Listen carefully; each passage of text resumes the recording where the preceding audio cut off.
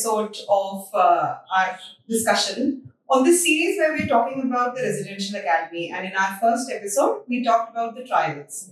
And for our audience who missed the first episode, we'll leave the link in the description of this one. And we extensively talked about the trials. And there in the discussion came the residential program of BBFS.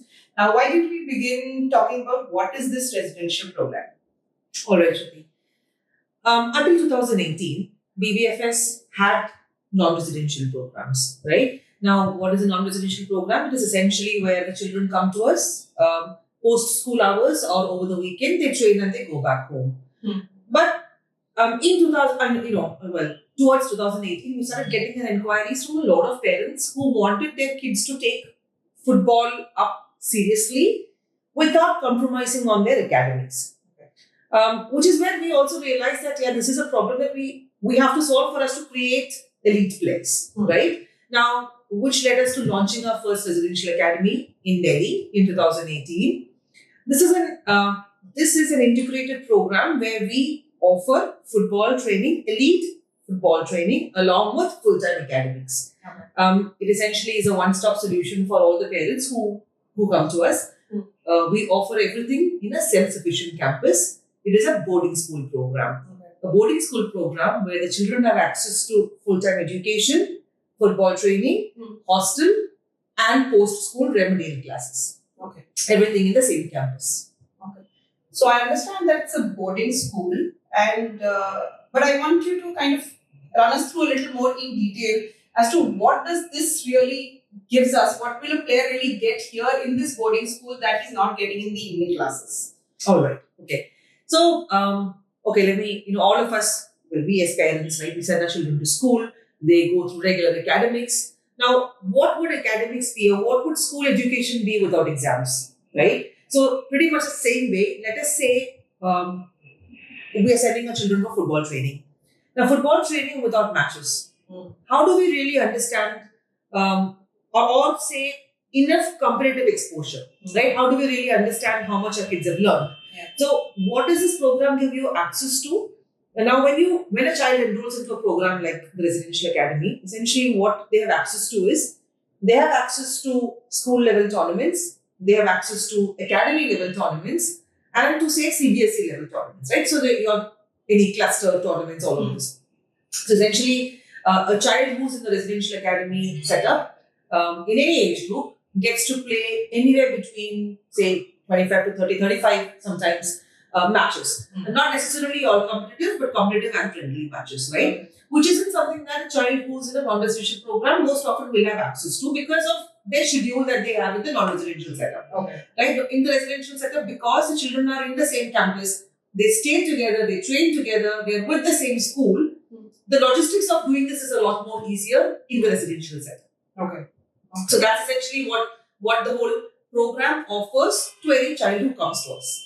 Okay. And then what happens? So you've taken care of the competitiveness in the game. What happens to the nutrition and the other aspects that a parent is typically worried about for the kid? So, so I think I would like to answer this question. Say, if you were a parent coming to me as a residential academy school, let me just tell you what else other than, say, academics and football, right? So, or maybe we can cover that bit as well.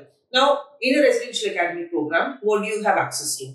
One, of course, it's the whole passion for this game or nurturing the passion for football, right? You just imagine a campus or say a hostel where typically 70, 80 kids who have come here only for the sport, right? And who are, say, apart from their regular school program, they're only focusing on football. They're living, eating, breathing football apart from academics, right? So the whole passion is nurtured in a setup like this. When I say full-time academics, so now our children who go to school, typically they travel to school, they come back, then they have their post-school activities, some of them have tuitions, tuitions. So essentially their time is split between too many things. Now in a residential academy school, what happens is that typically they have their schools between 8 to 2, whatever the regular school timings. Post-school, they have, say, an hour of, academic remedial classes, and then they do only football, right? So they have a lot of focused time only on the activities that they're meant to be doing and absolutely no distractions because they're not moving here and there. There is no time spent on travel, no time spent on any other distractions like gadgets or so many other things that are available today. They're only there doing their academies and their football training, right? Well, something else would be the whole system that we've developed with the Residential Academy where the coaches and the other staff stay along with the kids in the academy, which means that 24/7, a particular coach knows what the player is doing, whether he's eating well, he or she is sleeping well, whether they are okay to train, whether they are okay to play a competition, right? The kind of attention that they can give to a player in a residential academy is a lot more than otherwise they would have access to in a non-residential setup. Right, so here there is a lot of calibration that they do based on their interactions with the players on a daily basis. Something as simple as life skills. Like imagine a child who's staying at home, possibly with a sibling. In today's systems where it's nuclear families, you have like a sibling and most couple of cousins you have access to. In a residential academy setup across, you take any of our residential academies, we have children from across the country to come into the academy, right? Which means that one child in an academy is actually getting exposed to so many different cultures, so many different kinds of people. And the kind of lessons that you actually learn from just these interactions is not something we can teach in a non-residential setup. Absolutely. In a non-residential school, at most you have access to 30 other kids in the class, but most of your time is spent at home, right? But this is where a lot of life's lessons are taught, or learned this way. I would not say they're taught. They are invariably learned because of the way you exist in the residential academy. I can go on and on, but I would say some of the most important things again, coming back to this whole interaction with people from different cultures in today's times where there's so much intolerance, I personally believe it's a very important skill for a child to learn, right? To be able to accept and learn what others are thinking and feeling like people who are different from us, different religions, different places, different eating habits, everything. In a system like this, right? When, say, a child playing 35-40 matches in a year, you don't win all, right? You lose some and you win some. So it's the whole acceptance of failure, right? What did we do wrong? Only difference is you're not doing it as an individual, you're doing it as a team. As a team, you learn what went wrong, what could we have done better, and you do better in the next one, right? So you're actually practically living with everyone who's sharing the same experiences that you're sharing, right? Which is again not something that a child in a non-residential setup really has experienced. Yeah.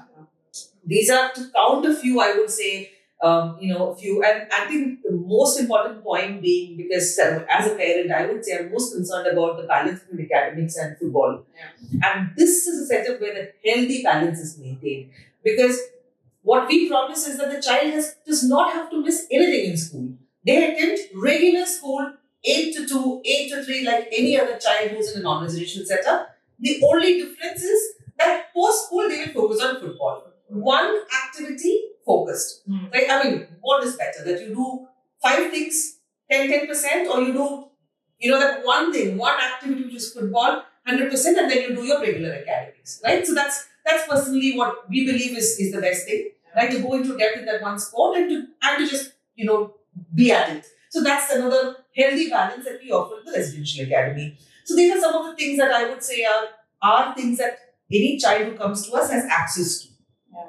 I think it's a beautiful description of how holistically a kid might develop at a residential academy like BBFS. So suppose now I as a parent reach out to you to say that I want to get my kid enrolled. Does BBFS also help in the school admission process? Okay, so how it happens is that we have academic partners who help us to make sure that this program runs well, right? At the moment, we've got 5 residential academies across the country. So a parent who comes to us, let's say you come to us for admission, we will tell you what are the cities that we have residential academies in, which are the schools that we have partnered with for the residential academy. You as a parent will get to choose the school. Once you decide you want to take the admission, we will guide you through the process. Yes, you do not have to have another POC for the school admission. we are your single point of contact to make sure that you get admitted into the BBFS Residential Academy program, which includes the school admission as well. There will be some prerequisites that the school will require. I mean, that's required to complete the admission process. The admission counselor from BBFS will guide the parent through the entire process. Okay. There will be the parent will have one single point of contact to complete the admission with BBFS and with the school. Indeed. So you've already talked us through as to how you help the kids manage the delicate balance between education as well as football. Can you also give us a very detailed description of how does a day of a player look like if he's training with BBFS Residential Academy? Sure. So, very broadly, how the day is structured is the kids get up in the morning. And, the time, of course, varies along with each academy. They might have morning training sessions. If not morning training sessions, they have their academic prep time. Okay. Post which there's breakfast, and then they move to school. Now, during the school hours, they have a mid-morning break, which is typically like a snack time, and then they break for lunch. Right now, post lunch, which is normally post school, they have an hour of prep again. Right, and then they immediately move to freshen up and get ready for their on-field training session, which will last about an hour and a half. Now, post the evening training session, they will have a snack again, after which they freshen up for their evening prep time. Okay, they have a prep in the evening, which is about again an hour before dinner. Now, post dinner, they have an hour where they get ready for the next day in terms of planning and preparing for the next day. Could be homework, could be getting uniform, shoes in place, all of that. And 10 o'clock is most often lights off in all of our areas, right? Now, trainings necessarily do not happen in the morning and in the evening. When I say training, these trainings are your on-field training and off-field training. Off-field training could be your gym sessions, it could be pool, it could be any SNC sessions, right? But yeah, so typically we have about 8 sessions in a week that will be spread across 6 days a week, and one day will be a rest day for the children. Okay. Yeah. So this is how very broadly the schedule of a child will It does give us a lot of idea of what a typical day for a player looks like at the academy. So interesting conversation, but that leads me to a lot of different questions like the infrastructure in the academy and your coaches and the tournaments. Maybe another discussion from another day. Sure. So hope to see you again with another series, next level to this discussion. Sure. Thank you. Thank you.